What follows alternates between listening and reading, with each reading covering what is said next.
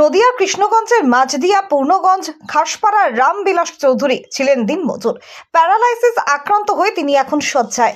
স্বামীর মুখে দুটো ভাত দেবার জন্য স্ত্রী বেছে নিয়েছেন পরিচারিকার কাজ। প্রতিদিনের মতো আজ সকালেও স্বামীকে মুখ ধুইয়ে চা করে দিতে গিয়েছিলেন স্ত্রী শেফালি চৌধুরী। দুর্ভাগ্যের পরিহাস, স্ত্রী উনুনে চা করার সময় হঠাৎই পাটকাঠির বেড়ায় আগুন লেগে যায়। বাড়ি দাউ দাউ করে জ্বলে ওঠে, কারণ বাড়িটা হচ্ছে টিনের চাল, পাটকাঠির বেড়া। সরকার থেকে গ্যাস পেয়েছে উজালা। মুহূর্তের মধ্যে আগুন ছড়িয়ে পড়তেই উজালা গ্যাসের সিলিন্ডার বাস্ট হয়। মুহূর্তের মধ্যে বাড়িতে দাউ দাউ করে জ্বলে ওঠে। শেফালি দেবীর চিৎকার ও কান্নায় প্রতিবেশীরা ছুটে আসেন আগুন নেভাতে।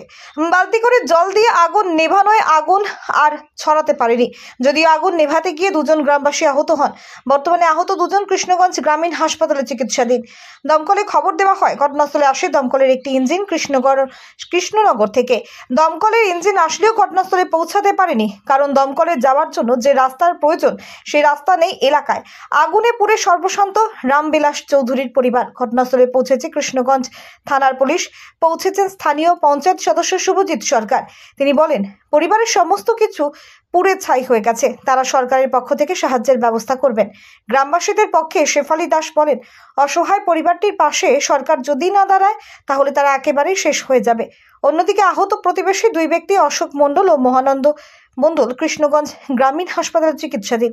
বলা যেতেই পারে সাত সকালে আগুনে অসহায় পরিবারটি সম্পূর্ণরূপে ক্ষতিগ্রস্ত হয়েছে।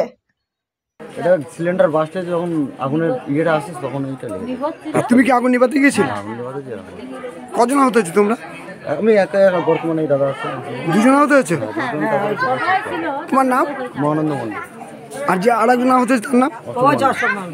আগুন লাগলো বলতে এই পারিপার্শ্বিক লোকের কথাই যেটা শুনলাম, যে এনাদের কাছে একটা উনান ছিল, ওই উনানে জল গরম করেছে, পাশে কিছু কাঠ ছিল, সেই উনানের আগুন কাঠে করে লেগে গিয়ে একদম গ্যাস সিলিন্ডারের কাছে গিয়ে লেগে যায় এবং গ্যাস সিলিন্ডার বাস্ট করে।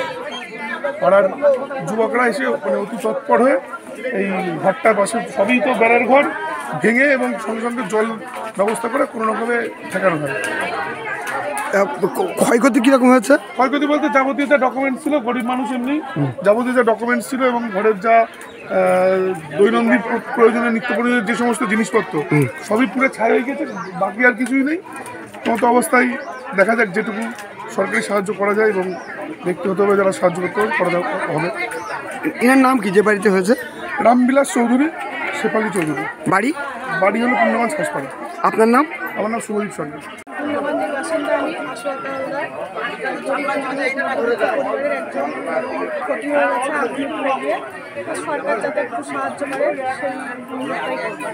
আপনার নাম?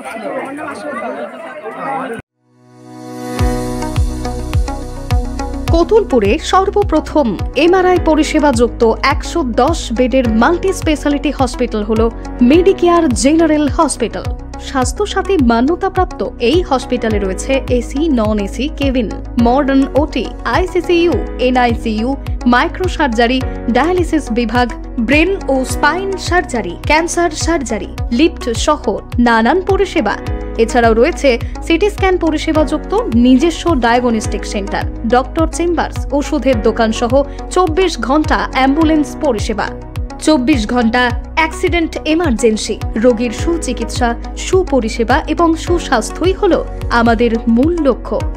ঠিকানা সরিষাদিঘি, কতুলপুর, বাঁকুড়া। যোগাযোগ নম্বর 9434216662 অথবা যোগাযোগ করুন 9732212924 এই নম্বরে।